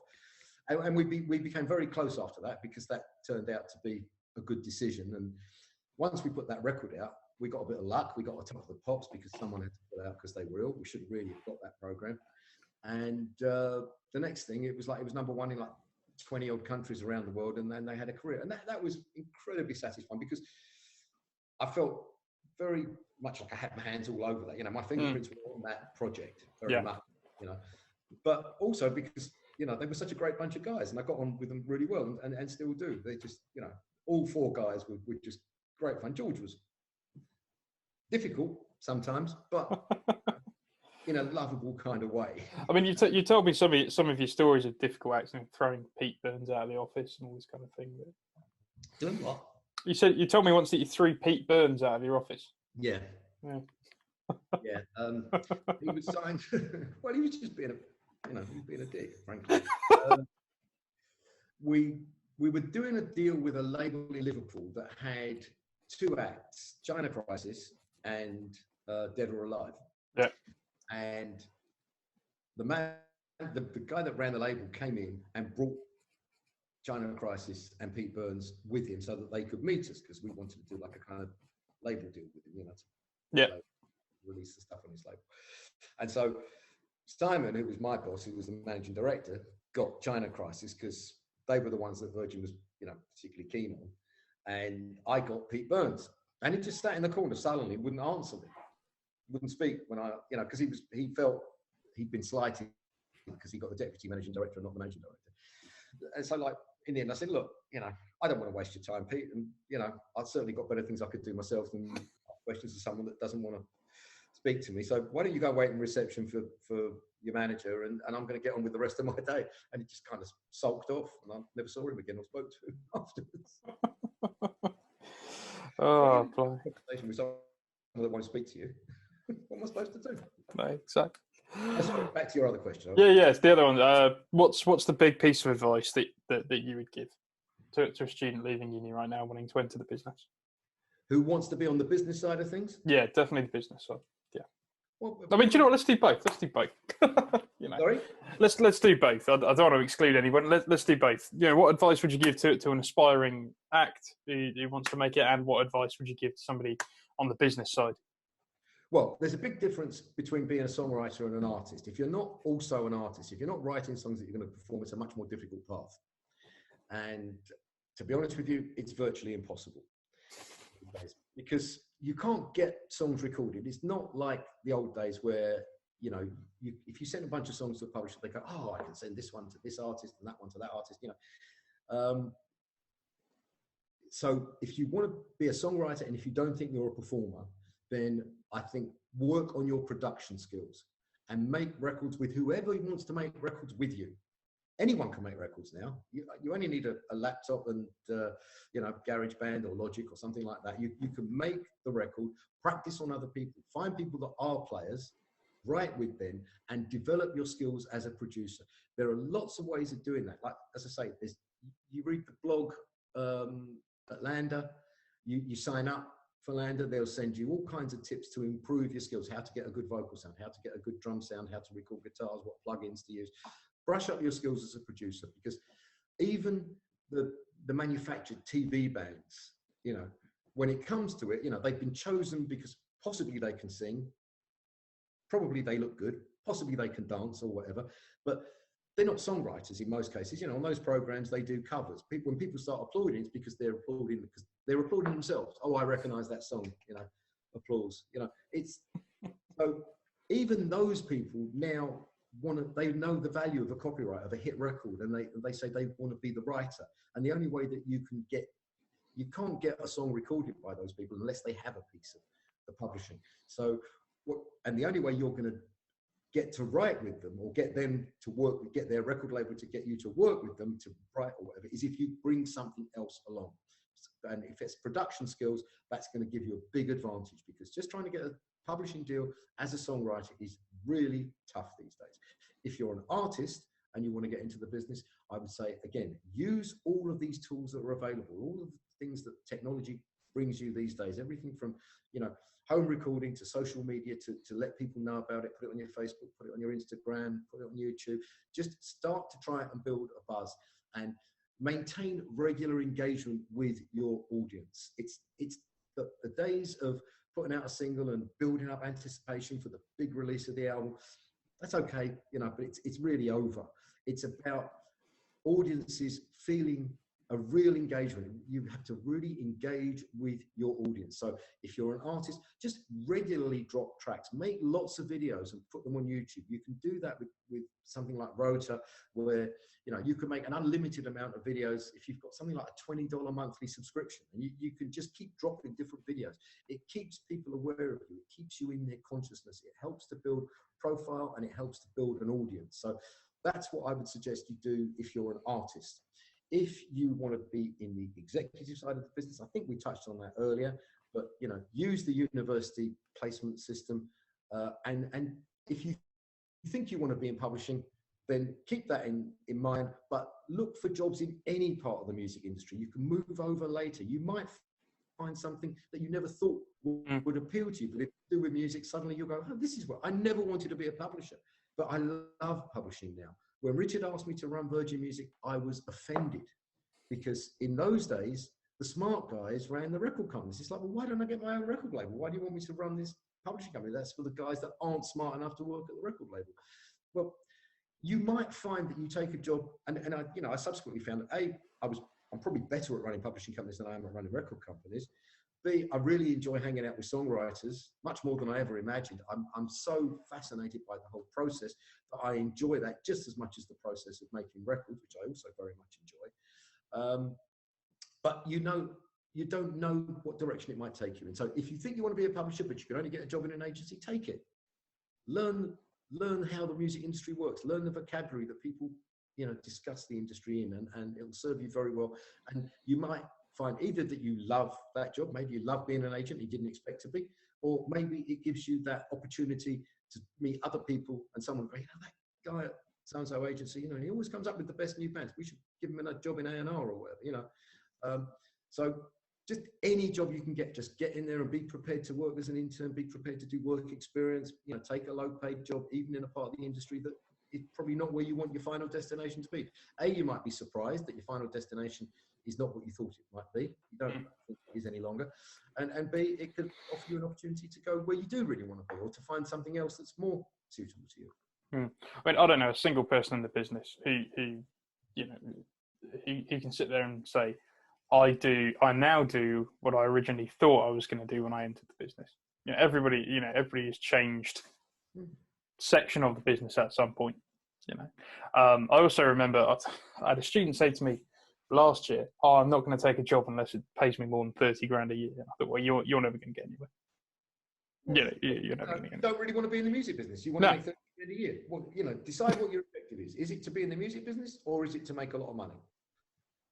They're not mutually exclusive, by the way, but you need to know from your own point of view. And if you think you would be a happy camper, working in an office, doing a 9-to-5 job and making 100 grand a year, if you think the money would be sufficient compensation for the drudgery or whatever, which is the way that's how it would be. I wouldn't want to do that. Then do that. If you want to be in the music business, don't set a financial hurdle for yourself. Absolutely. I mean, I remember again, how many years ago? This was 6-7 years ago. Something they made unpaid internships illegal. This government made unpaid internships. I don't know what your views on that are, but I was at ATC at the time, and they were suddenly like, "Oh no, we're going to lose all our interns," because they're like, "Well, then, they're not valued people. They don't bring value to the company, so it will become an expense now." And that was the way that it's criminal not paying people for their time. Somebody says, yes, that's correct. But, at the same time, if you really want to get into this business, then you'll do anything for free, as did I. So, right. So that's with that comment, by the way. I mean, I don't run an office anymore, so I can't any longer give people work experience. But I did used to give people work experience, and I did say, we can't pay you more than expenses. But I would pay them, fares and lunch money, basically. And The additional compensation, the intangible compensation to that is, I would also be able, I could give someone 2 weeks work experience, and that would give me enough time to get to know certain things about that person, and I could give them a reference which might be valuable. So I could give a reference that would say, Ben was punctual, he carried out all the tasks he was asked to conscientiously, he got along well with his co-workers, and I could recommend him for a position in any company, and I'd be very happy to provide a personal reference if you'd like to call me. So there's more compensation than just expenses. Yeah. But unfortunately, there's a lot of people that will, as you say, they will work for nothing. So that's what you're competing with, and that's the story of the music business right now. We're competing with free a lot of the time. Most of the music that people want to listen to, they can find somewhere for free, whether that's YouTube or on some kind of BitTorrent site where they can just download everything they ever wanted, without paying anybody anything. We're all competing for free. It's not just people that are being asked to do work experience. So, you might be lucky, you might get someone that will do a little bit better than pay you nothing, but that's, you have to accept that's the world we live in. It's the world we live in. I mean, and anyone who's ever sat on the end of an inbox waiting for when you post a job and you're waiting for CVs to come in, anything in music, you get hundreds and hundreds of CVs through, regardless of what the job's through. And you're obviously going to go for the person with the most experience. And sometimes, in order to get yourself experience in the first place, you have to do it for free. Anyone who disagrees with that is wrong. Right. So let's take some of the student questions that have come in while we've been sat here. Okay. This is from Alex. She's one of my level 6 students, a final year student who's leaving this year. As a person who has extensive background in working for a record label, how do you see the role of the record label in the future industry, where being independent has become more prevalent and desired? Do you think platforms such as Lander will become more prominent? Yes. Right. The answer to that is yes, I do think they will become more dominant. I mean, when I joined Lander, they couldn't afford to pay me. And I accepted that I would be compensated in some stock. Well, that stock is now worth far more than I would have thought of charging them for the work I did at the time. That is now a big player. They're going to be an important player in the future. They've got Warner's and Sony have both invested in the company. I think it's probably now capitalized at getting on for $50 million. They're going to be an important player in the future. Yes. What does a record company do? Well, I think by that, I think the inference of the question is like a proper established record company, like a Sony or a Universal, because really everybody's a record company. If Alex wants to be a record company, is Alex a he or a she? She. She can, she can make her own record label. She can make a record, on her laptop, and she can, register her rights and own them and exploit them herself. So she would be a record label. I think the thrust of the question is there any point in signing with an established company like a Sony or a Universal if they offer you a deal? What can they do for you? And that becomes a kind of matter of personal choice. You have to, they're now trying to offer more services. So they will, they're buying other companies. So they're buying analytics companies. There are things that they're doing that they will tell you they can put in the service of your career that you couldn't have without them if you tried to be your own label and do all of those things. And it's whether or not you believe those additional benefits are going to, in the long term, do you more good than if you keep everything yourself, own it yourself, and keep the profits for yourself. You're going to be if you do a record deal, then you're probably going to be getting a royalty of somewhere around 20% of the published dealer price. Would you agree, Ben? That's roughly. Yeah. Record deal these days, which means that for, every pound that's earned, the record company gets 80 pence, you get 20 pence. Their 80 pence is to cover their, what I consider to be bloated overhead, to pay their expensive executive salaries and all of the senior executives who've got, chauffeur-driven cars waiting from outside some pub if they get into the back of a Mercedes to go home, and they're driven home, et cetera, et cetera. And that's not what they're going to tell you that they're going to do with their 80% margin. They're going to tell you what they're going to do is they're going to, give you tour support if you need it. They're going to make videos for you. They're going to put all of these technical resources that they've acquired at your service. So, playlist specialists, all of these kind of things. And that's all true. If you flip the model, if you wanted to put your own record out, if you want to put, if you, Alex, want to put your record out on your own label, then you can pay someone maybe as much as 20%, but the other 80% is yours to do with as you wish. You pay them that 20% to distribute it. It then goes on to hundreds of DSPs around the world. It's available for people to listen to, and you've got the other 80 pence in the pound that you can spend on maybe taking some Facebook ads or making a cheap video or whatever. So it's not a clear-cut decision. At one time, if you wanted to have a career in the music industry, you needed to get a record deal. I don't think you do any longer, and there are pros and cons to each, and it depends on the artist, what the record label can do for that. If you want to be in a boy band, then you don't want to be on an independent. You need the kind of budgets that a record label gives you. If you're that kind of an artist, you need a record deal. If you're an artist that's pretty self-contained, if you write your own songs and perform them yourself, and you've got a broadband connection and a laptop, you don't need a record company in the same way. Then you want to ask yourself, what value do they add? Have the meeting if they approach you, but you won't get the meeting until you've established yourself in some way. They're not even going to want to talk to you. So even if you think you want to be on a record label, get out there and start making stuff available to people. And that stuff should be more than just music. It should be music, videos. It should be, blogging, Facebook posts, anything you can think of that will get attention. It's got to be the right kind. It doesn't. I'm just conscious of time, Steve, because I know we'd originally said 12 o'clock that we'd cap it at 12. We're happy to go longer if you want to, but there's quite a lot of student questions here, so I want to try and run through. No, actually. Alex, by the way, is working with Simon Long. What advice would you give to independent? This is from Maya Punter Bradshaw. What advice would you give an independent artist / songwriters today to make their first steps towards getting music onto the publishing catalogues and licensed for sync? Sorry, say that slowly. It's actually a very long question. I've kind of cut it in half. What advice would you give independent artists / songwriters today to make their first steps towards getting music onto publishing catalogues and licensed for sync? It sounds like the question is, how do you get a publishing deal? Or how do you get songs licensed for syncs equally? Well, you need a publisher to do that for you. So how do you get? I think it sounds like you need a publishing deal. I mean, there are companies that do very short-term deals. There's a company called Centric, Sentric, who do deals where they don't take an assignment of the rights. You can get your songs back at 28 days notice, and I believe they're pretty good at getting syncs. I've never, obviously they're a competitor in one sense, to me, but I know they do a very good job. I know the guy that runs it, Pete McCamley's, really good, experienced music publisher. So you can go to them and at least get your copyrights recorded, and you can get them back when you want, and they may get you a sync. I hear they're good at that.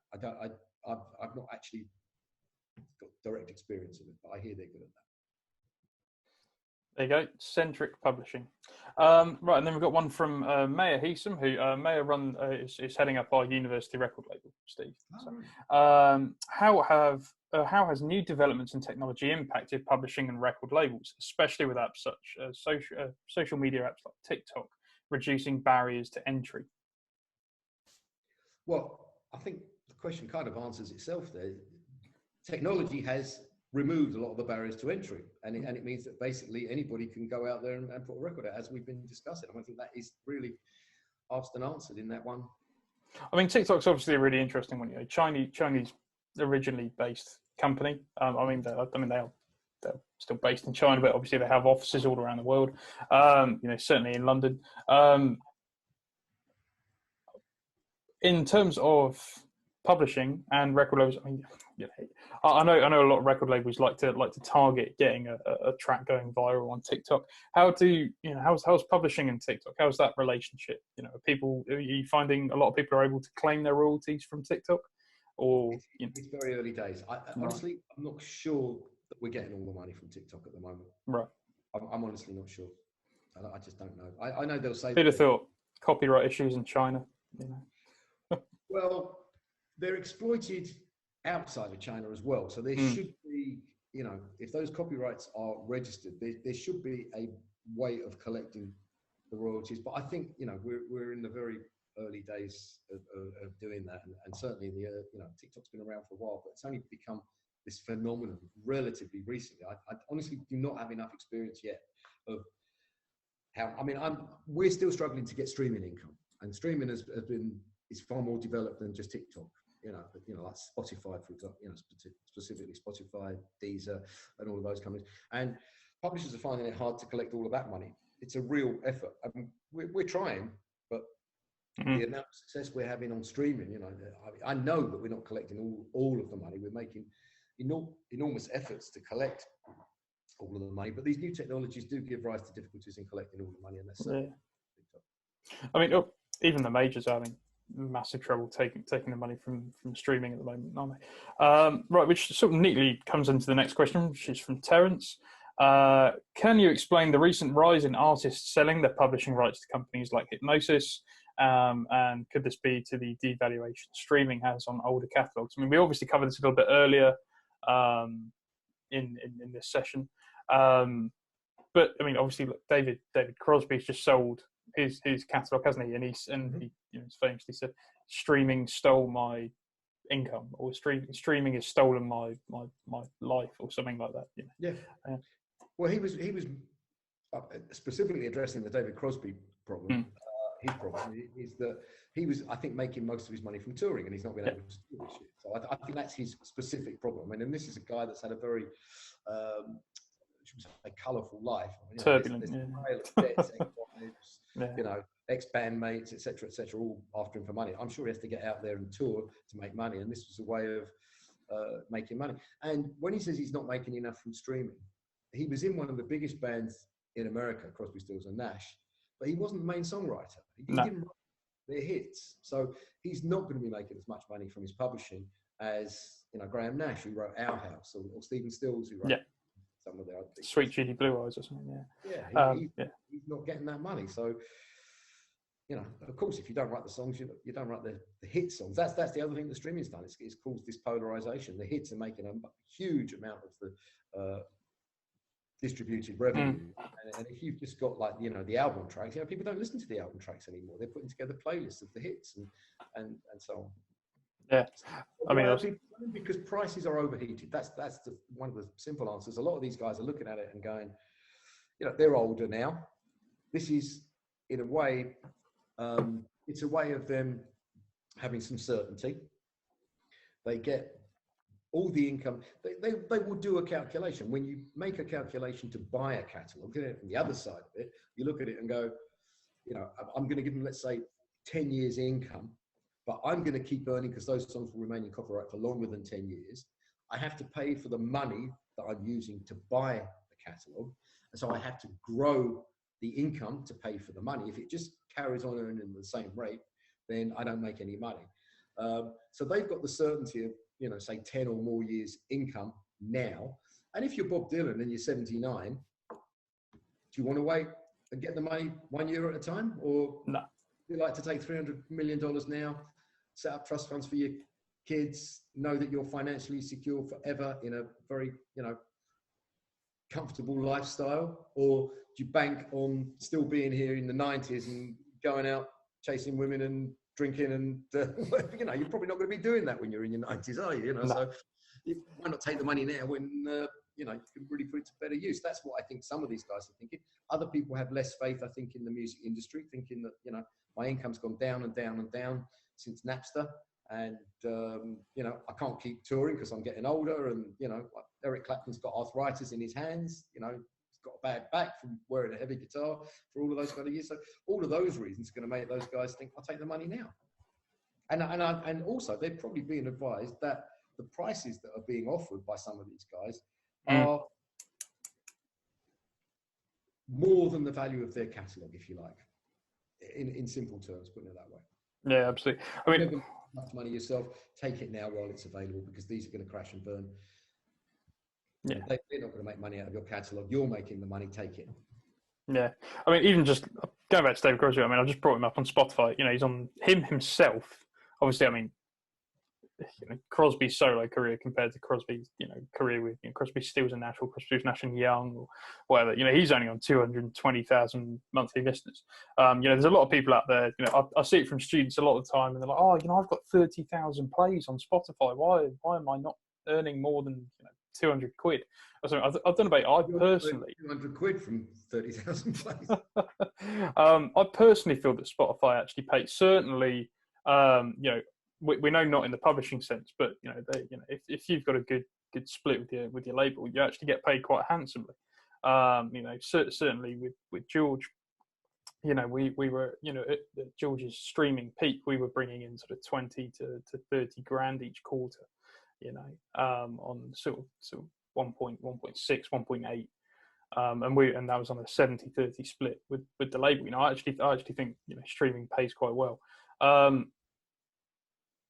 Personal preference, I think. Well, be Ben that you've got the money that we're finding difficult to collect. You can have a word with Believe. I no longer manage the guy, so yeah. But I do manage the co-writer who I gave you a publishing deal with him. So, awesome. Right, it's 12 o'clock. There are a couple more questions that have come in, but we can carry on a bit longer. If there's a couple more questions, it's because I've been long. I apologise. No. All right, yeah, it's female. How would you say social? Okay, we've already had something similar to that effect. This one might go on a little bit, but this event is absolutely brilliant. How did he set up a soul division, and can you give us more insight into the signing of Loose Ends, Jazzy B, and Janet Jackson? What were those conversations like? Oh wow. Sorry, what was the first part about when you're talking about Loose Ends and Jazzy? Insight. Can you give us a bit more insight into the signing of Loose Ends, Jazzy B, and Janet Jackson?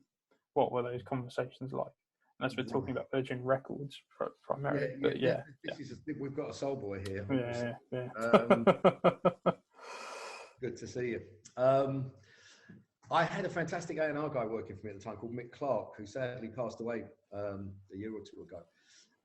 But he was that guy. He was immersed in that scene, and he brought in both Loose Ends and Jazzy B. And Jazzy B and I got off to a difficult start, to be right. Okay. I signed Jazzy, and we got on really, really well at the beginning, and then we had this hit. We Keep On Moving, and I'd done a deal. Again, it was one of those things you don't know. It was like we'd done a deal for 2 singles with an option for an album if the 2 singles were successful. And Keep On Moving came out, and Jazzy phoned me up and said, "I want more money." And I said, "Well, why? You're not due any more money." He says, "I want the album advance." I said, "But I haven't. You've got another single to come out first, and then an option for the album, which I haven't exercised yet." And but Keep On Moving had done quite well, and I was very optimistic that the next song, which was Back to Life, was going to do even better. But you've got to manage your cash flow, and I didn't have the, in my budgets, I hadn't put in the cash flow for paying the album advance until after the second single was released. So you're not due the money yet. At which point, Jazzy told me he was coming around with a baseball bat and was going to smash my head in. Right. Which he didn't. He calmed down again afterwards. But I did find that argument very persuasive, by the way. I remember that. Yeah. So, and then we put out, and then Back to Life came out, and after that, of course, he got his advance earlier than he should have done, but not quite as early as he wanted it. And we're now very good friends. In fact, I saw him quite recently, and success heals a lot of wounds.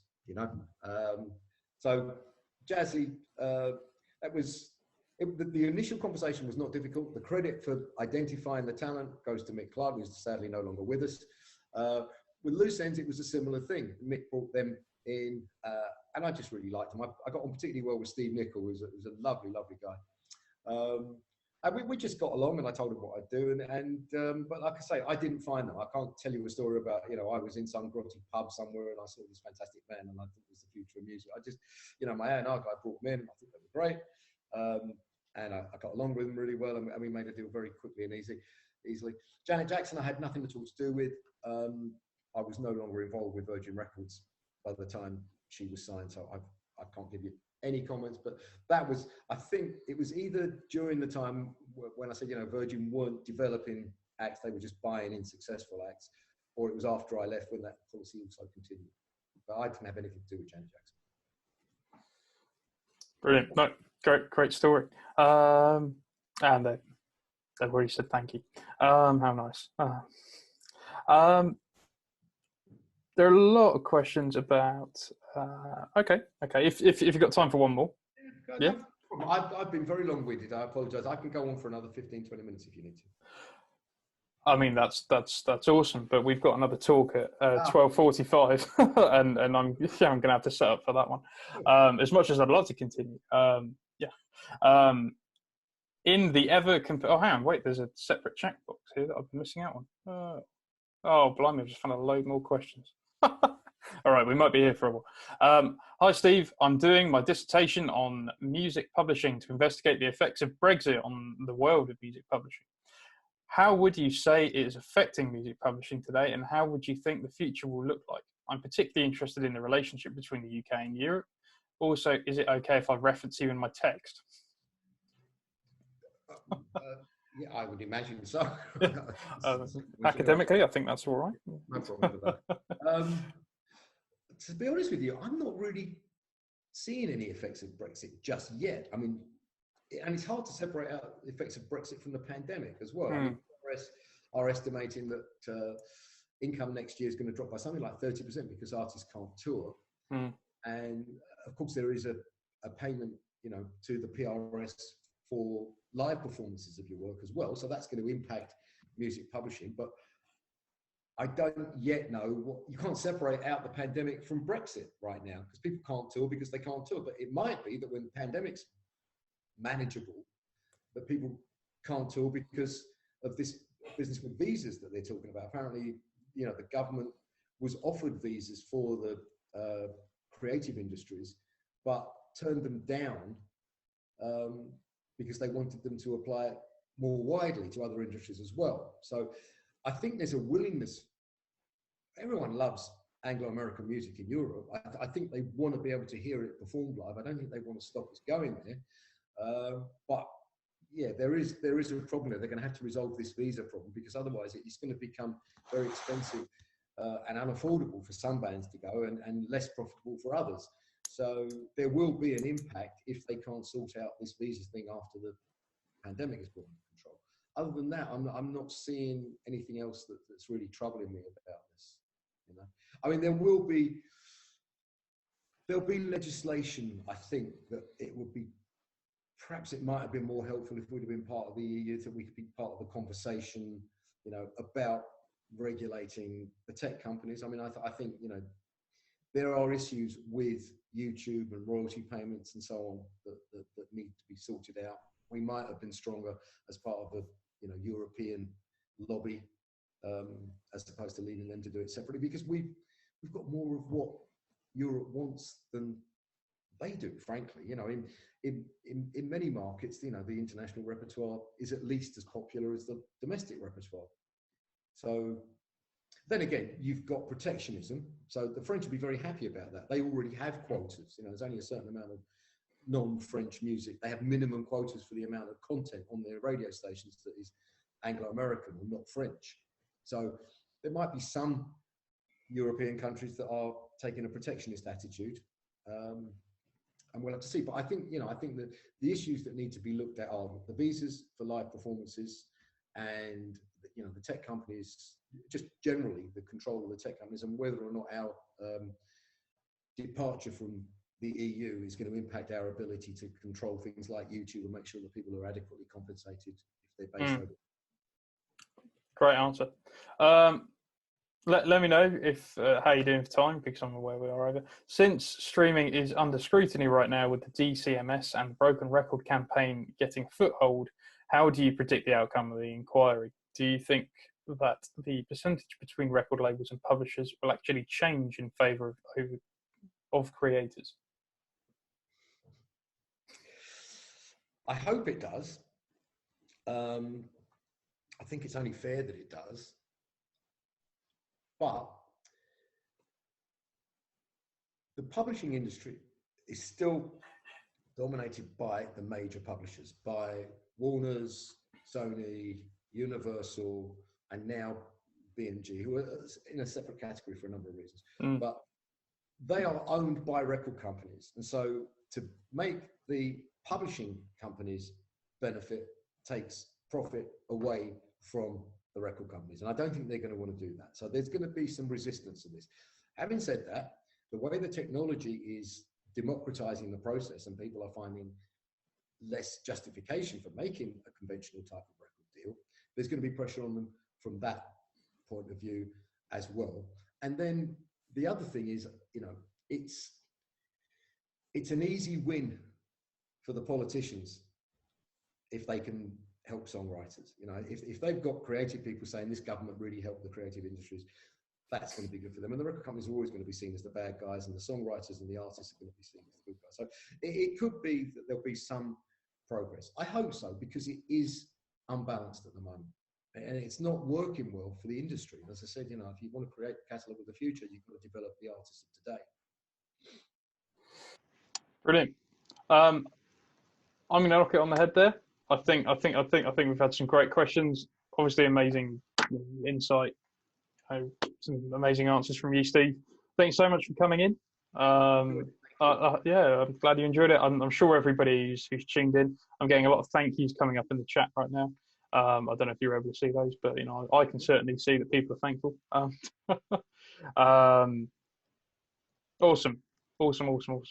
Everybody, keep this Zoom window open on your computers or your phones, whatever you're doing, because in about half an hour we will have Emily Tricker in from Gargantuan Music. She's music supervisor, currently doing a lot with HBO, Disney Plus. It's going to be really, really interesting. And yeah, thank you so much, Steve. Really enjoyed it. Yeah, it's been fun. Brilliant. Okay. We no doubt will talk soon about other stuff. Well, we've got a call tomorrow, haven't we? So, brilliant. Thanks so much, and see you soon.